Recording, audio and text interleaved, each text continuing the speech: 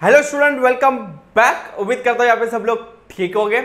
First of all channel को subscribe नहीं किया तो प्लीज बच्चे लोग, रिक्वेस्ट है बच्चे लोग के प्लीज चैनल को क्या कर लीजिए, सब्सक्राइब कर लीजिए और लाइक करना है वीडियोस को। और इंपॉर्टेंट चीज जो करनी है आपको, शेयर कर देना अपने फ्रेंड सर्कल के अंदर। प्लीज बच्चे लोग शेयर कर दीजिए। फ्री एजुकेशन का बेनिफिट सबको मिलना चाहिए, अकेले अकेले बेनिफिट मत उठाइए। सभी बच्चे लोग को क्या कर दीजिए, मेरी लिंक को क्या कर दीजिए, शेयर कर दीजिए। ठीक है, चलो लास्ट सेशन के अंदर अपन ने एक स्टॉप किया था कैश डिस्काउंट और ट्रेड डिस्काउंट के साथ। आज अपन कंटिन्यू करेंगे और आगे टर्मिनोलॉजी पढ़ेंगे, सर्टेन टर्म्स पढ़ेंगे, कंसेप्ट समझेंगे अकाउंट्स के अंदर।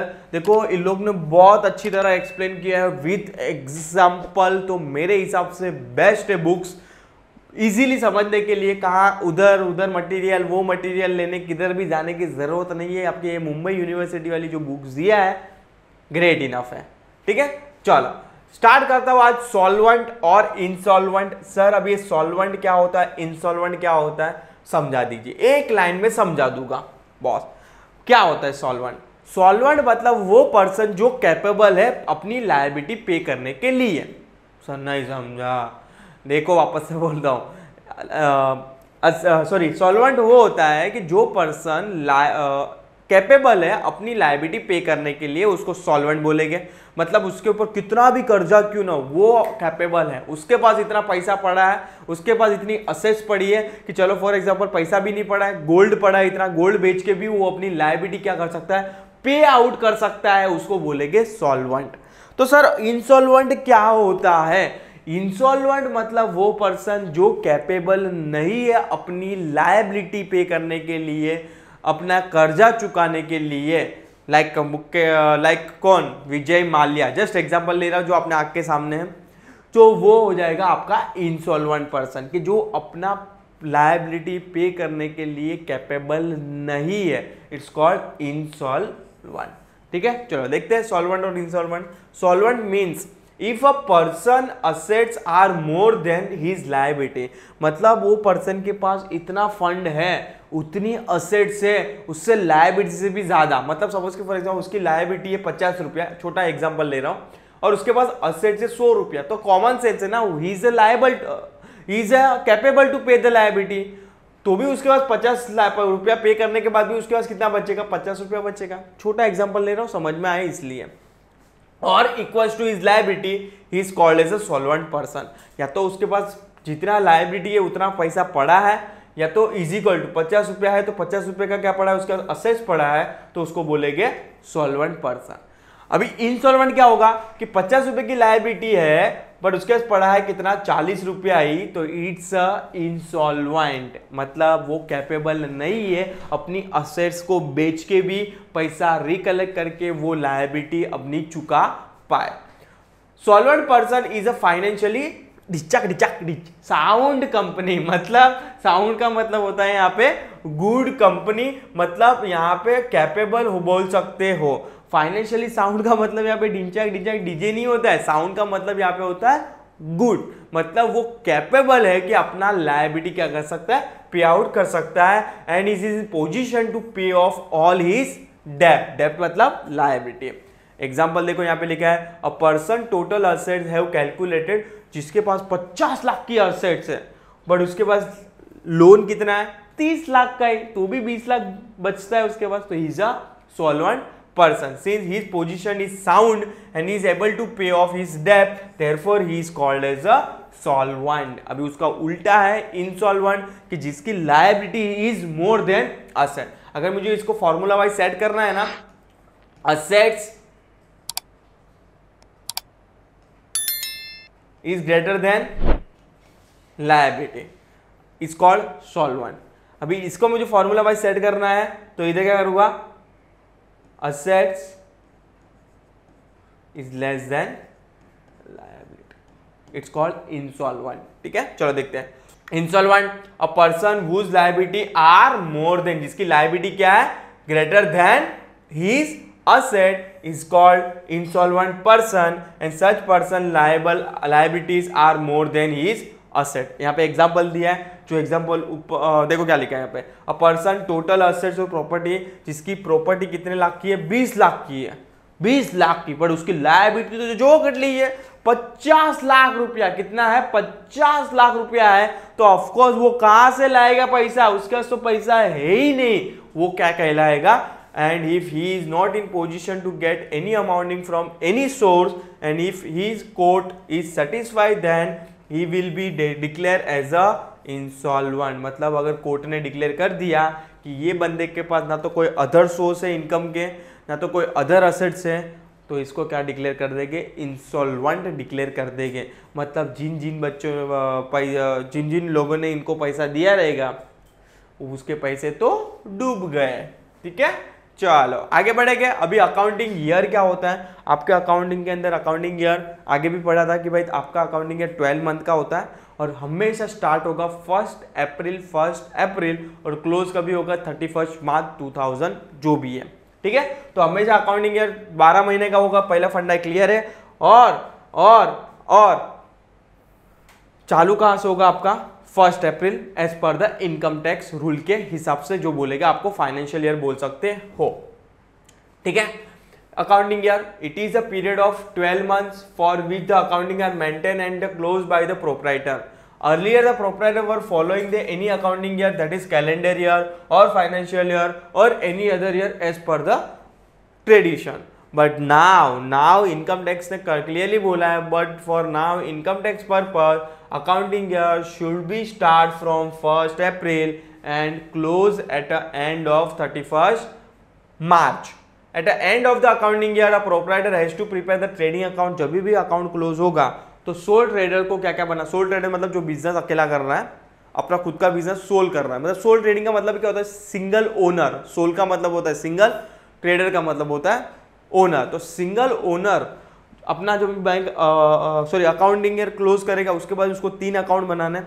ट्रेडिंग अकाउंट बनेगा, प्रॉफिट एंड लॉस अकाउंट बनेगा and nothing but balance sheet बनेगा। अगर उसको मुझे तीनों को एक ही लाइन में बोलना है तो उसका फाइनल अकाउंट क्या करेगा? वो बनाएगा।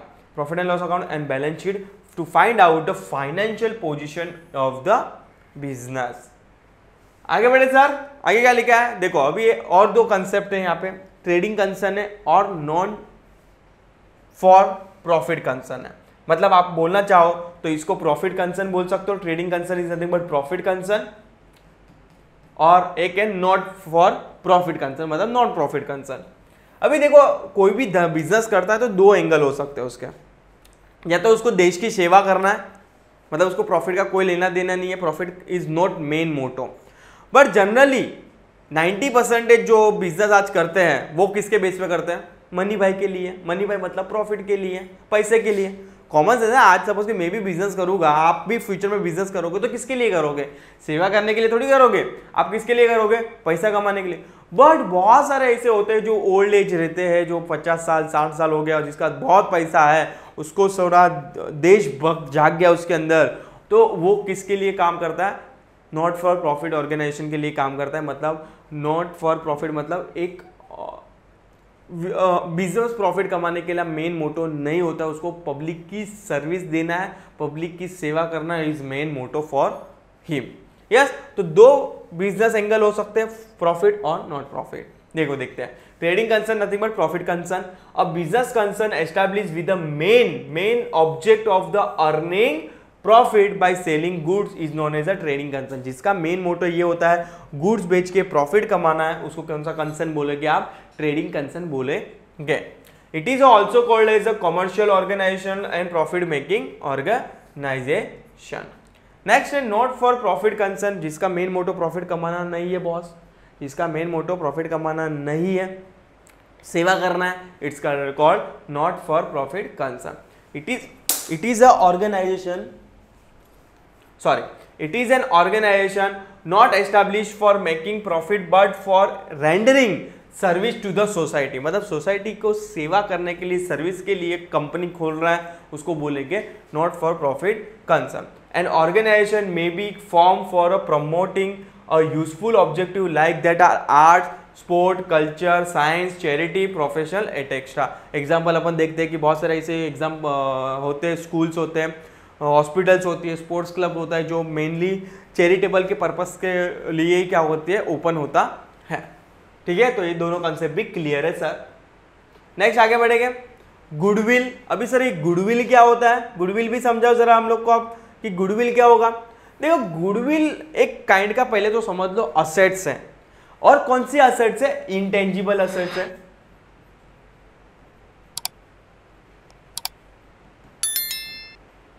कौन सी असेट्स है, इंटेंजिबल असेट्स है। अभी ये गुडविल होता क्या है, देखो कोई भी आज बिजनेसमैन रातों रात नहीं चमकता है, कोई भी बिजनेसमैन रातों रात नहीं चमकता है बॉस, उसके लिए उसके लास्ट 10 साल 15 साल 20 साल 25 साल की क्या होती है, मेहनत होती है। आज अपन देख रहे हैं बड़ी बड़ी ब्रांड देखते हैं, पूमा हो गया, बाद में टाटा हो गया, रिलायंस हो गया, तो ये बड़ी बड़ी ब्रांड रातों रात बनी है। आज उसकी गुडविल अपन भरोसा कर सकते, goodwill is like a trust, indirectly बोलने जाओ तो एक नेम है, फेम है, अपन वो नेम और फेम के बेस पे क्या कर लेते हैं, ब्लाइंडली भरोसा कर लेते हैं कि नहीं भाई टाटा का प्रोडक्ट बेस्ट होगा, रिलायंस का प्रोडक्ट बेस्ट होगा। तो वो जो पब्लिक के माइंड में इमेज क्रिएट करना is nothing but goodwill. Goodwill का क्लियर है, कंसेप्ट क्लियर है। आज जो अपन रेप्यूटेशन बोलते हो, इनडायरेक्टली मैं बोलने जाऊँ तो बिजनेस वर्ल्ड में रेप्यूटेशन जो है is nothing but goodwill, is nothing but intangible assets है।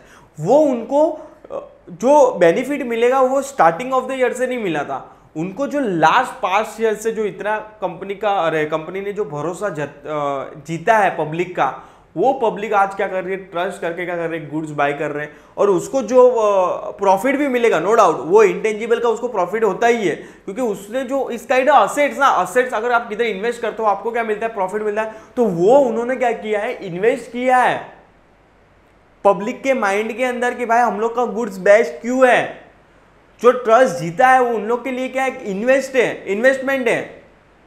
समझ में आ रहा है कि नहीं। तो जो goodwill is kind of the asset, इसलिए बोल रहा हूं कि भाई उनको जो नॉर्मल पब्लिक, जो नई नई कंपनी आती है कि सपोज कि फॉर एग्जांपल नई कंपनी की मैं बात करूं, जो गुड्स 100 रुपए में बेचते हैं, तो रिलायंस बिंदास 120 में बेच सकती है, और वो जो 20 रुपए चार्ज कर रही है वो क्या कर रही है, गुडविल का चार्ज कर रही है। अपन बोलते हैं ना कि एक सर्टेन टाइम अपन बोलते हैं कि ब्रांडेड गुड्स का प्राइस इतना ज्यादा क्यों है और लोकल का प्राइस इतना क्यों है, इसीलिए गुडविल। समझ में, रेप्यूटेशन पैसा तो लेगी ना बॉस, ठीक है। तो गुडविल का फंडा क्लियर है। तो क्या लिखा है, goodwill may be describe as a aggregate of 10 intangible attributes of, attributes का मतलब होता है benefits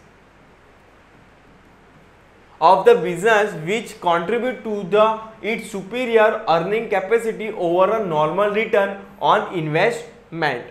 It may be arising from the such attribute as a favorable location, या तो ability and skill of its employee and management and quality of its product and services and customer satisfaction। ये सबसे बड़ा चीज़ है। अगर आपको market में आज की दिन में इतनी कंपटीशन में अगर आप मार्केट में compete करना है, नो डाउट अदर चीज़ें तो सब कम नहीं करती है, बट आपको कस्टमर का जो ट्रस्ट, कस्टमर सेटिस्फेक्शन लेवल, वो सब क्या करना पड़ेगा बॉस, जीतना पड़ेगा।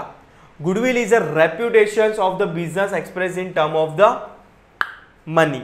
Goodwill is an intangible asset, objectives में ध्यान रखना पूछ लेंगे। देखो गुडविल एक ऐसा है कि जो आप फील नहीं कर सकते, आप खाली सुन सकते हो, फील मतलब आप टच नहीं कर सकते, बट आप फील कर सकते हो कि हाँ भाई ऐसा कोई नाम का ब्रांड है। जैसे कि फॉर एग्जांपल आज मैं बात कर रहा था तुम लोग को भी जस्ट कि Reliance is a brand. Upon brand क्यों बोले, क्योंकि उसने जो मार्केट में जो रेप्यूटेशन कमाई है, टाटा ने जो आज रेप्यूटेशन कमाई, अपन क्या कर सकते, फील कर सकते। जो आप टच नहीं कर सकते बट फील कर सकते, is nothing but intangible asset. अभी सपोज कि बोर्ड की बात करो, board is a tangible thing जिसको मैं टच कर सकता हूं। समझ में आया, चेयर इसको मैं टच कर सकता हूँ, फर्नीचर को मैं टच कर सकता हूँ, it's nothing but is a tangible asset. These are the goodwill is a intangible assets. ठीक है, चलो आगे बढ़े। आगे तो बढ़ना ही है सर, बढ़ो आप आगे बढ़ो, हम लोग समझ रहे हैं। प्लीज बच्चे लोग सो नहीं गए ना सर, क्या पढ़ा रहे, सब पका रहा है, समझ में नहीं आ रहा है। समझ में नहीं आया तो बिंदास कमेंट सेक्शन में डालो, सर नहीं समझ में आ रहा है। पढ़ा, नींद मत करो, नहीं समझ में आया तो स्टॉप कर दो वीडियो को, बाद में देखना थोड़ा फ्रेश हो जाने के बाद, पर वीडियो को ध्यान से देखना है। एक एक चीज़ें, एक एक कंसेप्ट इतना डिटेल में इसलिए जा रहा हूँ कि मेरे बच्चे लोग को जब 12th में आए तभी उसको ट्रबल नहीं होना चाहिए बॉस। ठीक है, चलो लेट्स स्टार्ट नेक्स्ट कंसेप्ट जो होगा आपका प्रॉफिट और लॉस। प्रॉफिट क्या होता है, लॉस क्या होता है, इनकम क्या होता है, रेवेन्यू क्या होता है, सर्टन कंसेप्ट पढ़ लेते हैं, बहुत बेसिक कंसेप्ट है, इसमें टाइम वेस्ट करने की जरूरत नहीं है। प्रॉफिट मतलब वो जो मैं कॉस्ट से ज्यादा जो चार्ज करता हूँ, सपोज कि मुझे मार्कर बनाने के लिए 10 रुपया लगा, तो 10 में बेच रहा हूँ 20 रुपये में, कॉस्ट कितना हुआ 10 रुपया, 20 पे बेच कितना रहा हूँ 20 रुपये में, तो जो डिफरेंस है 10 रुपये का वो क्या हो जाएगा, प्रॉफिट। क्लियर है। When selling price of the goods is more than the cost price, it is called profit increasing the capital of the business. If goods are sold for 50,000 and all expenses during the period amounting to be 30,000, तो 20,000 का जो difference होगा क्या कहलाएगा, profit कहलाएगा। Next है loss. Of course loss किसको बोलेंगे, जो मुझे कॉस्ट प्राइस से भी कम में बेच रहा हूं। मार्कर बननी थी 10 रुपए में, मैंने बेचा इसको 8 रुपए में, तो 2 रुपए इज माई लॉस, तो क्या लिखा, when cost price of the goods is more than the selling price, it's called as a loss. Loss decrease the capital of the business. If the goods are sold 50,000 and all the expense, खर्चा मिला के मेरे को खर्चा ही 60,000 का हुआ और मैं बेच रहा हूँ 50,000 में, तो 10,000 मेरे लिए क्या कहलाएगा, लॉस कहलाएगा। नेक्स्ट है इनकम। अभी इनकम क्या होती है, वो इनकम का मतलब वो इनकम जो आपने किधर इन्वेस्ट किया है। सपोज कि फॉर एग्जांपल रिलायंस की कंपनी के मैंने शेयर बाय किया, तो रिलायंस उस पर प्रॉफिट शेयर करती है, उसको बोलते हैं डिविडेंड। कंपनी क्या देती है, डिविडेंड देती है, वो मेरे लिए क्या हो जाएगी, इनकम हो जाएगी। मतलब वो इनकम जो मुझे डायरेक्ट नहीं हो रही है बिजनेस के थ्रू, इनडायरेक्टली हो रहा है, वो क्या कहलाएगा, इनकम कहलाएगा। It is a revenue arising as a result of the business transaction. It is an amounting received or realized from the service provided and earning from the interest, dividend, commission मिला मुझे, वो क्या कहलाएगा, मेरा income कहलाएगा। जो मतलब product बेच के जो मिल रहा है वो मेरा प्रॉफिट कहलाएगा। बट अदर देन प्रोडक्ट बेच के मुझे जो इनकम हो रही है is called my purely income, is not called profit. देखो दोनों में डिफरेंस है। प्रॉफिट मतलब जो मैं गुड्स बेच के जो कमा रहा हूँ is called profit, but income में क्या बोला होगा, अदर देन मैं गुड्स बेच के कुछ कमा रहा हूँ is nothing but my income. देखो छोटे छोटे कंसेप्ट अपन नॉर्मल टर्म में है, अपनी जनरल लाइफ में अपन सबको सेम बोलते हैं। अपन किसको पूछेंगे कि इनकम क्या होती है, प्रॉफिट क्या होता है, मारेगा लाफा मुझे, क्यों, वो बोले गधे एक ही होता है। बट जनरली देखने जाओगे तो there is a basic difference between income and profit also. Next है रेवेन्यू। रेवेन्यू का मतलब होता है कि जो कंपनी ने ड्यूरिंग द ईयर सेल किया है और उससे जो अर्न किया is nothing but revenue. It is a income that business has from its normal business activity, usually from the sale of goods और सर्विसेज टू द कस्टमर। मतलब जो पैसा कमाया है ओनली फ्रॉम द किससे, सेल से। अगर आपका गुड्स का बिजनेस है तो सेल, और सर्विस का बिजनेस है तो सर्विस, उससे जो पैसा कमाया है उसको क्या बोलेंगे आप, प्योरली क्या बोलेंगे आप, रेवेन्यू बोलेंगे। ठीक है, तो ये 4 कंसेप्ट है प्रॉफिट के अंदर, profit, loss, income and revenue. ठीक है, चलो आगे बढ़ेंगे सर। आगे देखते हैं असेट्स, लायबिलिटीज। अब ये नेटवर्थ होता क्या है। असेट्स का मतलब तो तुम लोग को मालूम है, जिस असेट्स की भी बात करो तो बहुत सारे टाइप के असेट होती है, करंट होती है, नॉन करंट होती है, उस टेंजिबल्स होती है, इनटेंजिबल्स होती है, ऐसे बहुत सारे वेरियस टाइप की क्या होती है, असेट्स होती है, जिसके अंदर आपने कुछ इन्वेस्ट किया is nothing but assets. Gold हो गया, गोल्ड आपके लिए क्या हो जाएगी, असेट्स हो जाएगी। बिजनेस के लिए बहुत सारे असेट्स हो सकती है, machinery is assets, plant and machinery हो गया, बिल्डिंग्स हो गया, फर्नीचर हो गया, it's a tangible asset. Intangible की बात करो तो जस्ट अपन ने ऊपर देखा goodwill is a intangible asset. Copyright, picture जो बनाते हैं उसके लिए copyrights is a intangible assets. उनके लिए फ्यूचर में क्या होने वाला है, रेवेन्यू जनरेट होने वाला है।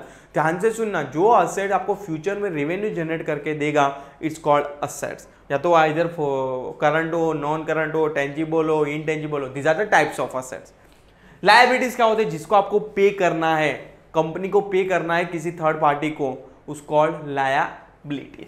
और नेटवर्थ क्या होता है, जो कंपनी ने, जो ओनर ने पैसा लगाया है बिजनेस के अंदर, वो कैपिटल प्लस कंपनी ने जो प्रॉफिट कमाया है बिजनेस के अंदर, अगर मैं दोनों को क्लब कर दूं ना, इट्स कॉल्ड माई नेटवर्थ। नहीं समझ में आया।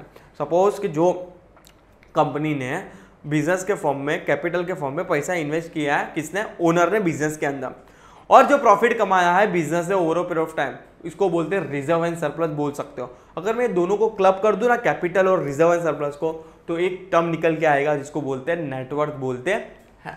ठीक है, देखते हो असेट्स क्या होती है, एनी फिजिकल थिंग और right own that has a monetary value, it's called as an assets. The ownership of the asset must be with the business unit. Example हो गया land, goodwill, patents, computer etcetera. Types of assets की बात करूं तो fix asset होता है और उसको नॉन करंट असेट भी बोल सकते हो, करंट असेट भी हो सकता है और फिक्टिशियस असेट हो सकता है। सर एक नया वर्ड आया फिक्टिशियस असेट, ये एक टाइप का ऐसा असेट है जो एक्चुअल में असेट है ही नहीं, तो भी असेट साइड लिखते हैं। एक एग्जांपल अभी मैं अपन ने जस्ट लास्ट सेशन में डिस्कस किया था एडवर्टाइजमेंट। वहां पे अपन ने डिस्कस किया था कि एडवर्टाइजमेंट एक ऐसा है जो आप खर्चा कर रहे हो 5 साल के लिए, बट आपको बेनिफिट मिलेगा, खर्चा कर रहे हो 5 साल के लिए, उसका बेनिफिट भी आपको ओवर पीरियड ऑफ टाइम मतलब 5 साल में मिलेगा, बट आप किधर लिख रहे हो, असेट साइड लिख रहे हो, जिसकी आपकी कोई वैल्यू ही नहीं है। मोनेट इन टर्म ऑफ बात करो तो कोई वैल्यू नहीं है आज के दिन पे, तो भी आप असेट साइड पे इससे लिख रहे हो, इट्स कॉल्ड नथिंग बट आप फिक्टिशियस असेट बोल सकते हो। एक इमेजिनरी असेट जो आपने क्रिएट किया है, जो एक्चुअल में है नहीं, जो क्रिएट किया है, वो असेट को क्या बोलेंगे, फिक्टिशियस असेट बोलेंगे। समझ से तीनों को, fix asset or non-current asset, the asset which give the long-term benefit to the business are known as a fixed asset. Example, land and building, plant and machinery, goodwill, etc. This asset may be a tangible or intangible भी हो सकता है. It's called fixed asset. Current asset मतलब जो current period के लिए होगा, जिसका बेनिफिट शॉर्ट टर्म के लिए होता है, जैसे कि for example closing stock, cash, bank, is a current asset जो मुझे बेनिफिट ऑन द स्पॉट देगा. Asset which are held in the business for a operating year and can be converted into the cash very easily are called as a current asset. Example, debtors जिससे पैसा लेना है, bills receivable, cash in hand, cash at bank, stock मतलब inventory is nothing but my current asset. Current asset मतलब जो business के day to day business के लिए लगता है और जो इजीली आप किस में कन्वर्ट कर सकते हो, कैश के अंदर कन्वर्ट कर सकते हो, वो असेट को कौन सा असेट बोलूंगा, करंट असेट बोलूंगा. फिक्टिशियस असेट क्या होता है, वो असेट जो आपने खाली माना है, आपने इमेज करके क्या किया, क्रिएट किया और असेट साइड लिख दिया, इट्स नथिंग बट इमेजिनरी और fictitious asset. This asset are not represented by the tangible possessions or property, they are a imaginary asset, they are the imaginary asset, they are the imaginary assets but do not have any realizable value. Example, deferred revenue expense like advertisement paid for 5 years. समझ में आ रहा है, ठीक है. याद रखना fictitious asset, अपन ने एक एग्जांपल पढ़ा था लास्ट सेशन के अंदर, एक टाइप का एक्सपेंडिचर पढ़ा था, deferred revenue expenditure is nothing but आपका क्या है, वो फिक्टिशियस असेट्स है. इसलिए वहां पे भी अपन ने देखा था, उसका जो एक अमाउंट होता है वो कहाँ पे लिखते हैं, आप असेट साइड लिखते हो. कहा गया, आपको दिखा देता हूँ, थोड़ा बैकग्राउंड में जाते हैं तो समझ में आएगा पढ़ क्या रहा है. देखो यहाँ पे लिखा है, देखो आगे मैं पूरा पैराग्राफ पढ़ रहा हूँ, यहाँ पे देखो लास्ट लाइन में लिखा रहेगा, an expenditure which is a basically revenue in nature but benefit of which is not exhausted within a 1 year, it is called as a deferred revenue expenditure. Such expenditure is written off over a number of year. अभी देखो क्या लिखा है, such written off amount is shown on the debit side of the profit and loss account and an unwritten amount is shown on the asset side of the balance sheet. Balance sheet के अंदर कहां पे दिखेगी, asset side दिखेगी. इसलिए इसको कौन सा असेट बोला गया है, फिक्टिशियस असेट्स बोला गया है. समझ में आ रहा है ना क्या बोल रहा हूं मैं, फिक्टिशियस असेट. नेक्स्ट बात करता हूं लायबिलिटी. लायबिलिटी मतलब जिसको मेरे को पे करना है, आउटसाइडर हो जाएगी, बैंक हो जाएगा, क्रेडिटर्स हो जाएगा, जिसको मेरे को पे करना है amount is called my liabilities. देखते हैं लायबिलिटीज के अंदर क्या लिखा है यहाँ पे, amounting payable by the business to the other known as a liability. It is the debt or amounting due from the business to the other for a benefit received by the business unit. Example, loan taken, आपने loan लिया हुआ है, creditors है अपना, bank overdraft है, outstanding expense है, it's nothing but liability हो जाएगी. अगर अभी लायबिलिटीज की बात करो तो 2 टाइप्स की लायबिलिटी होती है, उसके अंदर फिक्स लायबिलिटी होती है और करंट लायबिलिटीज होती है. देखते हैं फिक्स लायबिलिटी क्या होती है. One of the major source of fund in a business is a fixed liability. It may be in the form of capital, जो business के अंदर ओनर कैपिटल इन्वेस्ट करता है, is a fixed liability. Secure loan, long term loan from the banks and from the financial institute, मतलब जो fix liability, मतलब वो liability भी बोल सकते हो जो बहुत टाइम के लिए कंपनी के अंदर रहने वाली है, कैपिटल जब तक कंपनी बंद नहीं होगी तब तक कंपनी के अंदर पैसा रहेगा। लॉन्ग टर्म के लिए 10 साल के लिए बैंक से लोन लिया हुआ है, फाइनेंशियल इंस्टीट्यूट से 2 साल 15 साल के लिए लोन लिया हुआ, is nothing but fix liability. अब एक करंट लायबिलिटी क्या होता है, जिसको मुझे पेमेंट करना है ऑन द स्पॉट, मतलब वो 1 साल के लिए, ये 6 महीने के लिए लायबिलिटीज है। जैसे कि फॉर एग्जांपल किससे मैंने गुड्स लिया, उसको मैंने 3 महीने में पेमेंट कर दिया, वो मेरे लिए क्या हो जाएगा, क्रेडिटर हो जाएगा, is nothing but current liabilities. Short term liabilities भी बोल सकते हो उसको। Short term liability payable within a year are called as a current liability. Current liability arising in a regular current operation of the business, these liability are not normally secured, example creditors हो गया, bills payable हो गया, bills एटेक्स्ट्रा। ठीक है, चलो आगे बढ़े sir. अब ये नेटवर्थ क्या होता है तुम लोगों को मैंने जस्ट समझाया। लायबिलिटी के अंदर और एक कंसेप्ट होता है contingent liability, I think so नीचे दिया है, जितना मुझे मालूम है नीचे दिया है। यस, कंटिंजेंट लायबिलिटी जब भी अपन आगे आएंगे तब पढ़ेंगे, तुम लोग को यहाँ पे बेसिक साइंस समझा देता हूँ what is a contingent liability. Contingent liability वो है जो डिपेंड करता है सर्टन ऑर्डर पे। सपोज कि फॉर एग्जाम्पल कंपनी पे कोई केस चल रहा था, कंपनी पे केस में कंपनी केस हार चुकी है, तो कंपनी को कोर्ट ने बोला कि आपको 50 लाख पे करना पड़ेगा सो एंड सो पर्सन को या तो सो एंड सो कंपनी को, तो वो कंपनी के लिए क्या हो जाएगी, लायबिलिटी हो जाएगी, क्योंकि कोर्ट ने ऑर्डर दिया है कि तेको ये पेमेंट पे आउट करना पड़ेगा। वो कंटिंजेंट है। देखो कंटिंजेंट का मतलब हो भी सकता है नहीं भी हो सकता है। अगर केस अपने फेवर में आ गया तो पेमेंट नहीं करना पड़ेगा, अगर फेवर में नहीं आया मतलब अनफेवर में चला गया केस तो आपको पेमेंट करना पड़ेगा। समझ में? कंटिंजेंट मतलब हो भी सकता है नहीं भी हो सकता है। ठीक है, चलो अभी आगे आगे रहेंगे तभी पढ़ेंगे भी इसको। उससे पहले नेटवर्थ समझ लेते हैं, what you mean by net worth. और ओनर्स इक्विटी भी बोल सकते हो और कैपिटल भी बोल सकते हो। मैंने तुम लोगों को ऑलरेडी समझा दिया कि भाई कंपनी का कैपिटल प्लस कंपनी का जो रिजर्व, अगर मैं दोनों को क्लब कर दूं, it's nothing but net worth of the company. The amounting or fund provided by the proprietor in a business is called as a capital, as well as the excess of assets over the liability of the business is known as a capital, जो अपन ने ऊपर समझ लिया था। और net worth including the capital and reserve. Reserve का मतलब company ने जो प्रॉफिट कमाया है वो कंपनी ने बचा के रखा है, रिजर्व करके रखा है, इज नथिंग बट रिजर्व। ठीक है, capital can be in the form of cash और in kind also.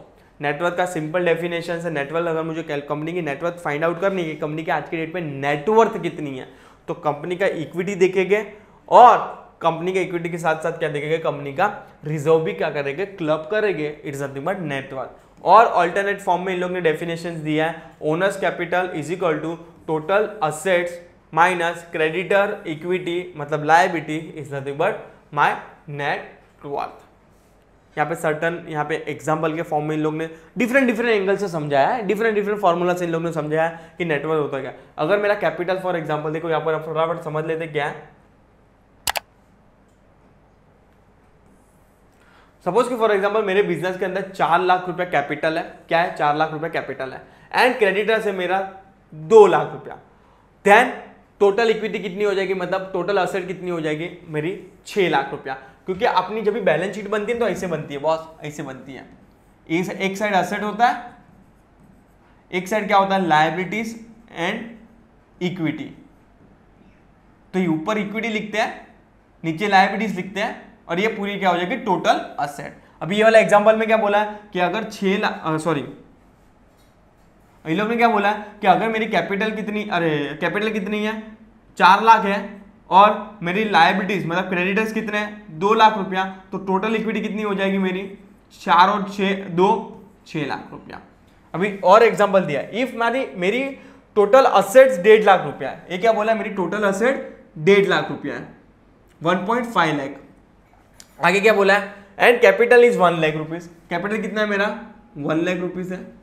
Then creditor equity कितना मतलब लायबिलिटीज कितनी, इसको माइनस इसको करूंगा तो 50,000 इज माई लायबिलिटीज, 50K लिखते हो, 50,000 का मतलब होता है 50K। समझ में आ रहा है क्या बोल रहा हूं? अरे ये लोग क्या बोल रहे हैं कि फॉर्मूला क्या है, असेट टोटल असेट उसका कॉम्बिनेशन कौन है लायबिलिटीज एंड इक्विटी है। अगर ये दोनों को क्लब करोगे तो मेरा टोटल असेट बन जाएगी। या तो कभी कभी ये अमाउंट दिया रहेगा, ये फाइंड आउट करना पड़ेगा, ये दोनों दिया रहेगा, ये फाइंड आउट करना पड़ेगा, ये दोनों दिया रहेगा, ये फाइंड आउट करना पड़ेगा। बॉटम ऑफ द लाइन, ये दोनों को क्लब करके, मतलब बॉटम ऑफ द लाइन में बोलना चाहूँ तो आपका दोनों का टैली होना जरूरी है, इधर भी 1.5 लाख, इधर भी 1.5 लाख। समझ में आया? ठीक है। थर्ड एग्जांपल दिया है, अगर मेरी थर्ड एग्जांपल क्या लिखा है, if asset of the business organisation 5 lakh, अगर मेरी असेट 5 लाख रुपए की है एंड आउटस्टैंडिंग लाइबिलिटीज मेरी कितनी है 2 लाख रुपया, 5 लाख है इधर 2 लाख रुपया, तो डिफरेंस कितना आ रहा है 3 लाख, तो मेरी टोटल इक्विटी कितनी हो जाएगी 3 लाख। बेसिक फंडा है, कोई इतना वाव नहीं है। ठीक है, चलो आगे बढ़ेंगे। कंटिंजेंट लायबिलिटी लास्ट कंसेप्ट पढ़ेंगे ये आज के सेशन में, और सेशन क्या करेंगे क्लोज करेंगे। कंटिंजेंट लायबिलिटी क्या होते हैं, जो मैंने तुमको अभी जस्ट बोला कि वो डिपेंड करता है कोर्ट के ऑर्डर पे कि वेदर अपना फेवर में आया तो पे नहीं करना है, अगर फेवर में नहीं आया ऑन फेवर में रहा तो पे करना पड़ेगा। It's nothing but contingent, future expect है उसके। आज मुझे भी नहीं मालूम है कि मुझे पे करना है कि नहीं करना है, बट वो फ्यूचर एक्सपेक्ट है। ठीक है, लायबिलिटी विच में arising in future depends on happening और non happening of the certain event is called as a contingent liability. Whether future में वो होगा कि नहीं होगा, वो लायबिलिटी को मैं कौन सा लायबिलिटी बोलूंगा, कंटिंजेंट लायबिलिटी बोलूंगा।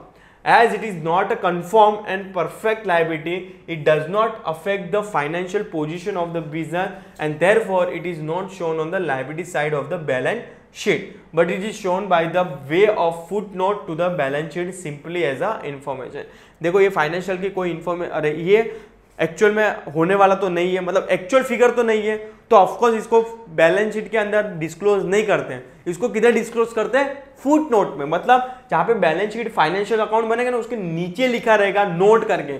फुट नोट का मतलब होता है इट्स काइंड ऑफ नोट लिखा रहेगा कि अगर सपोज कि ये केस हार गया तो कंपनी को ये पेमेंट करना पड़ेगा। बस ओनली नोट बना के क्या कर देते हैं, छोड़ देते हैं, उसको बैलेंस शीट के अंदर डिस्क्लोज करते नहीं है कंटिंजेंट लायबिलिटी को। यहाँ पे एक एग्जांपल लिखा, देखो a worker makes a claim for a compensation of 5,000 against the business and the decision is pending in a court. It may be in future liability for the business on happening of the event that is court verdict. मतलब एक worker ने company पे case कर दिया business पे कि भाई कोई भी केस कर दिया, उसका अमाउंट है 5,000 रुपया। वो 5,000 रुपया ऑफकोर्स आज की डेट पे तो कंफर्म है ही नहीं कि वो वर्कर को देना पड़ेगा कि नहीं देना पड़ेगा। अगर कोर्ट ने जजमेंट आया कि देना पड़ेगा तो वो कंटिंजेंट लायबिलिटी हो जाएगी, मुझे पे करना पड़ेगा। अगर कोर्ट फेवर में आ गया कंपनी के कि भाई आपको पे करने की कोई जरूरत नहीं है तो आपको पे नहीं करना है। तो कंटिंजेंट लायबिलिटी सिंपल लाइन में बोलने जाओ तो ये जब फ्यूचर एक्सपेक्ट है जिसका आज की डेट पे कोई रिलेवेंस नहीं है, ना तो आज आप बुक्स ऑफ अकाउंट में लिख भी नहीं सकते, तो आपको फुट नोट की तरह नोट के फॉर्म में नीचे लिखना पड़ेगा कि these are the contingent liability so rupees, क्योंकि कोर्ट में केस चल रहा है उसका। समझ में आया? सो यहाँ पे मैं क्या करता हूँ, स्टॉप करता हूँ आज के सेशंस को। आने वाले सेशंस में आगे बढ़ेंगे और डिटेल में जाएंगे और थोड़ा अकाउंटिंग कंसेप्ट के एंगल से टर्मिनोलॉजी पढ़ेंगे। सो प्लीज़ अपडेट रहना, सब वीडियोस ज़रूर देखना। और हाँ, उम्मीद करता हूँ कि सब जो वीडियोस देख रहे हो अकेले नहीं देख रहे हो, आपके फ्रेंड सर्कल में क्या कर रहे हो, शेयर कर रहा हूँ। मैं तो यही उम्मीद कर रहा हूँ, अगर नहीं शेयर कर रहे तो प्लीज़ बच्चे लोग, हिरेन सर के लिए उतना तो बनता है कि आप शेयर करो, क्योंकि मैं आपके लिए इतना एफर्ट्स डाल रहा हूँ तो आप मेरे लिए इतना तो एफर्ट्स क्या कर सकते हो, डाल ही सकते हो। ठीक है, सो मिलते हैं नेक्स्ट सेशन के लिए। टिल टाइम प्लीज चैनल के लिए अपडेट रहिए। Thank you so much.